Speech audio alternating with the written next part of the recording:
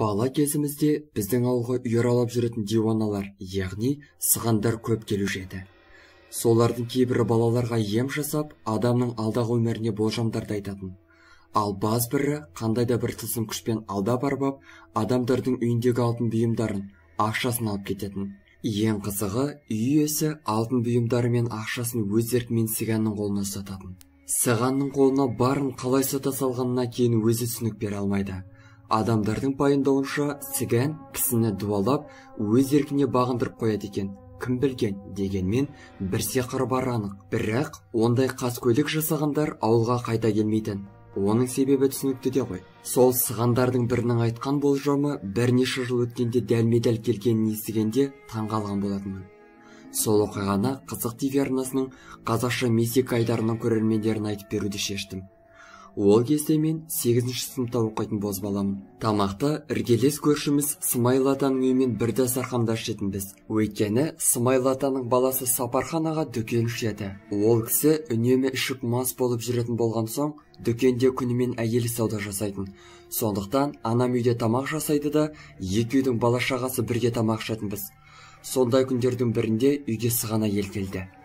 Анам оған бөлек дастархан жайып, ас шайын берді. Сол кезде түскі дүкенді жауып, ас ішуге Сапархан ағаның әйелі Сұлушаш апа да келді. Ашып болған соң сыған әйел Сұлушаш апайға алда сенің отбасыңды бір қатер күтіп тұр деді де, сөзін сол жерден тоқтатты.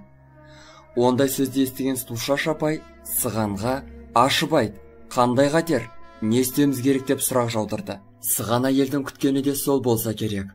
Қолыңдағы алтын жүзікті 3 сомдық ақшаға орап, менің қолыма ұстат, сосын бәрін айтып беремін деді. Сұлушаш апай ойланып қалып еді, сыған әйел алтын жүзігіңді қайтарып берем деген соң ғана көнді. Сыған әйел алтын жүзікті 3 сомдық ақшаға орап, оң қол алақанына салып уысын алды да, Сұлушаш апайға менің қолымның сыртынан сенде қысып ұстап тұр деді. 9 күннен кейін ұрлық болады. Дүкенге немесе үйіңе ұры түседі. Сондықтан қымбат бағалы заттарың мен ақшаңның барлығын басқа жаққа тығып ұста. Ұрыларға қарсы шығушы болмаңдар. Қарсы шыққан адамды мерт қылады деді. Соны айтты да, уысын жайып 3 сомдық ақшамның орамын ашып еді, алтын жүзік жоқ. Сыған әйел болса, алтын жүзіктің жоқ болып кеткені дұрыс болды. Ұрылардан отбасыңа келер қатер болмайды. Жоғалған жүзік қатердің алдын алады деп қарап отыр. Қатерді қайтарады дегенге илана ма? Әйтеуір, Сұлушаш апай жүзігін қайта сұрамады. Сонымен, сыған әйел өз жөніне кетті де, екі үй болып, ұрылар келетін 9-шы күнді күттік. Сығанның айтқан ұры үйге немесе дүкенге түседі деген сөзінен соң, Сұлушаш апай бағалы заттар мен ақшаларын барлығын біздің үйге келіп тығып қойды. Сұлушаш апай мен менің анам ер кісілерге бұл жайында айтпауды шешті.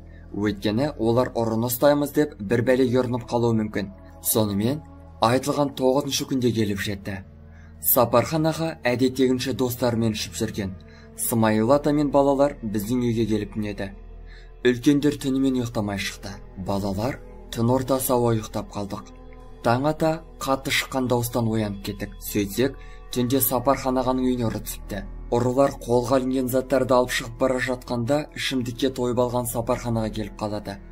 Ұрылардың бірі оны қатты бірдеңемен ұрып, басын жарып, есінен тандырып кетіпті. Таң атқанда Сұлушаш апай мен менің апам барып қалса, есік алдында есінен танып жатқан Сапархан ағаны көреді. Екеуі біздің үйге сүйреп әкелген бет екен. Құдай сақтап, Сапархан аға аман қалды. Арада 15-20 күн өткенде баяғы сыған әйел қайта келді. Сұлушаш апай ризашылығын білдіріп, тағы палаш беруін сұрады.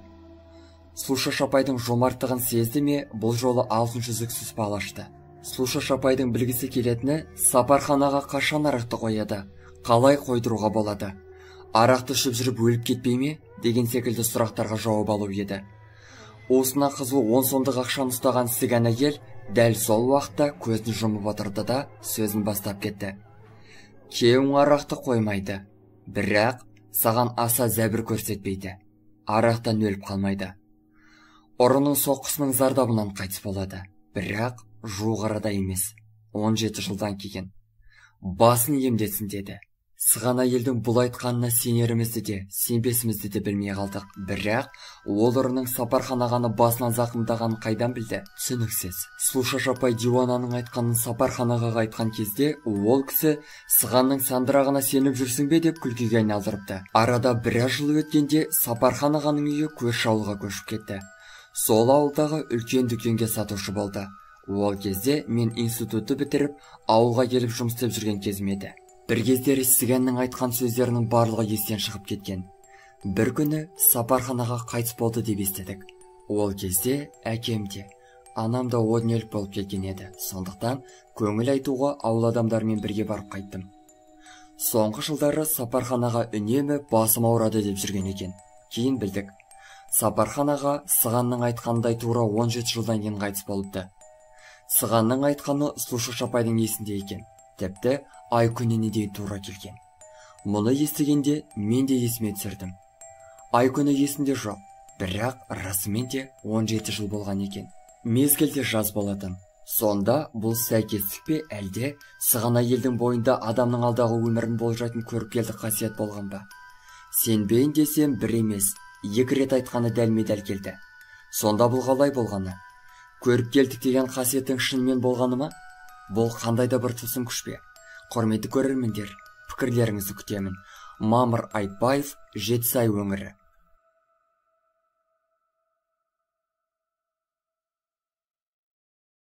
Достар, біздің каналға жазылып, лайк басуды ұмытпаңыздар. Келесі шығарылымдар тек қана сіздер үшін.